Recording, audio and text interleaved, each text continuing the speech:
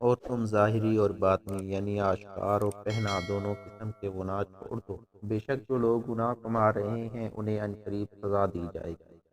ان اعمال بد کے باعث جن کا وہ ارتکاب کرتے تھے۔ اور تم اس جانور کے گوشت سے نہ کھایا کرو جس پر ذبح کے وقت اللہ کا نام نہ لیا گیا ہو، بے شک وہ گوشت کھانا گناہ ہے۔ اور بے شک شیاطین اپنے دوستوں کے دلوں میں وسوسے ڈالتے رہتے ہیں تاکہ وہ تم سے جھگڑا کریں، اور اگر تم ان کے کہنے پر چل پڑے تو تم بھی مشرک ہو جاؤ گے۔ بھلا وہ شخص جو مردہ یعنی ایمان سے محروم تھا،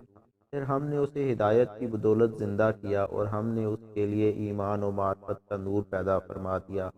اب وہ اس کے ذریعے بقیہ لوگوں میں بھی روشنی پھیلانے کے لیے چلتا ہے۔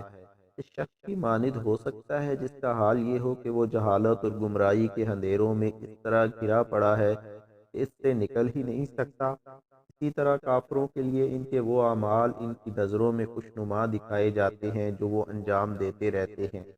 اور اسی طرح ہم نے ہر بستی میں وڈیروں اور رئیسوں کو وہاں کے جرائم کا سرغنہ بنایا تاکہ وہ اس بستی میں مکاریاں کریں، اور وہ حقیقت میں اپنی جانوں کے سوا کسی اور سے فریب نہیں کر رہے، اور وہ اس کے انجام بد کا شعور نہیں رکھتے۔ اور جب ان کے پاس کوئی نشانی آتی ہے تو کہتے ہیں ہم ہرگز ایمان نہیں لائیں گے یہاں تک کہ ہمیں بھی ویسی ہی نشانی دی جائے جیسے اللہ کے رسولوں کو دی گئی ہے۔ اللہ خوب جانتا ہے کہ اسے اپنی رسالت کا محل کیسے بنانا ہے۔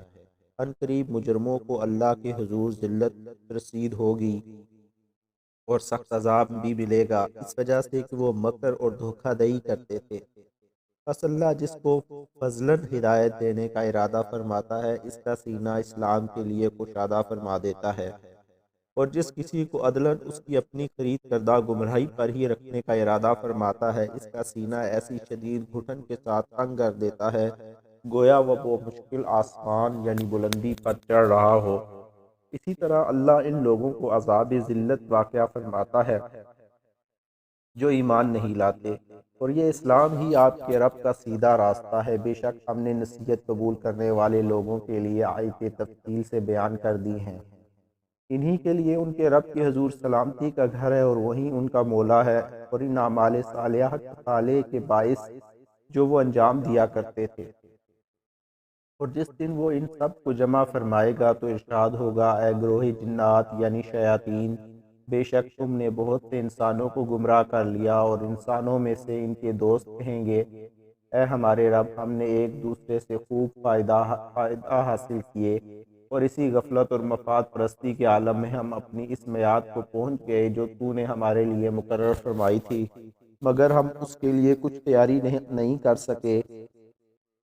اللہ فرمائے گا اب دوزخ ہی تمہارا ٹھکانہ ہے، ہمیشہ اسی میں رہو گے مگر جو اللہ چاہے، بے شک آپ کا رب بڑی حکمت والا خوب جاننے والا ہے۔ اسی طرح ہم ظالموں میں سے بعض کو بعض پر مسلط کرتے رہتے ہیں ان اعمال بد کے باعث جو وہ کمایا کرتے ہیں۔ اے گروہ جن و انس، کیا تمہارے پاس تم ہی میں سے رسول نہیں آئے تھے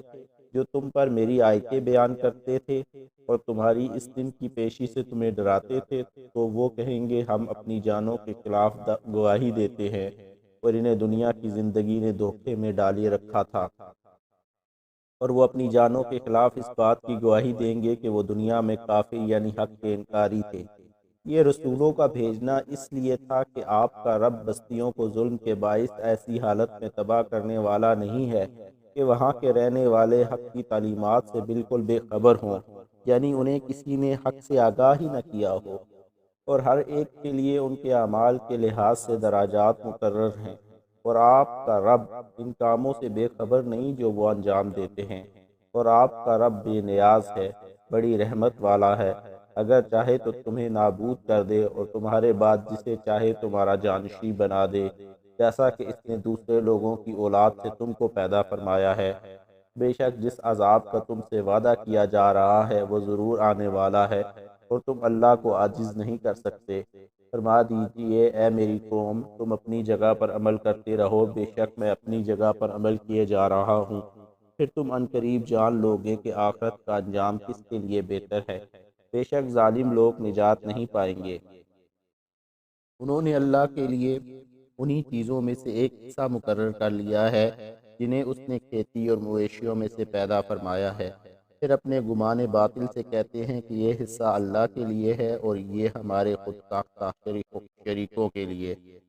پھر جو حصہ ان کے شریکوں کے لیے ہے سو وہ اللہ تک نہیں پہنچتا، اور جو حصہ اللہ کے لیے ہے تو وہ ان کے شریکوں تک پہنچ جاتا ہے۔ وہ کیا ہی برا فیصلہ کر رہے ہیں۔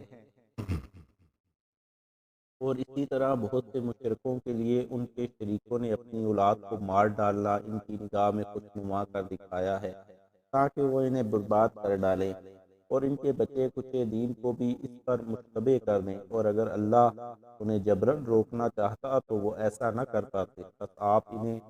اور جو وہ اس طرح پردازی وہ کر رہے ہیں اسے نظر انداز کرتے ہوئے چھوڑ دیجیے،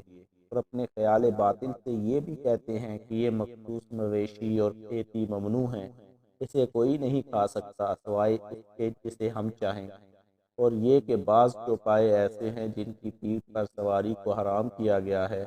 اور بعض مویشی ایسے ہیں کہ جن پر ذبح کے وقت یہ لوگ اللہ کا نام نہیں لیتے۔ یہ سب اللہ پر بہتان باندھنا ہے، عنقریب وہ انہیں بات کی سزا دے گا جو وہ بہتان باندھتے تھے۔ اور یہ بھی کہتے ہیں کہ جو بچہ ان چوپایوں کے پیٹ میں ہے وہ ہمارے مردوں کے لیے مخصوص ہے اور ہماری عورتوں پر حرام کر دیا گیا ہے، اور اگر وہ بچہ مرا ہوا پیدا ہو تو وہ مرد اور عورتیں سب اس میں شریک ہوتے ہیں۔ عنقریب وہ انہیں ان کی من گھڑت باتوں کی سزا دے گا، بے شک وہ بڑی حکمت والا خوب جاننے والا ہے۔ واقعہ ایسے لوگ برباد ہو گئے جنہوں نے اپنی اولاد کو بغیر علم صحیح کے محض بیوقوفی سے قتل کر ڈالا، اور ان چیزوں کو جو اللہ نے انہیں روزی کے طور پر بخشی تھیں اللہ پر بہتان باندھتے ہوئے حرام کر ڈالا۔ بے شک وہ گمراہ ہو گئے اور ہدایت یافتہ نہ ہو سکے۔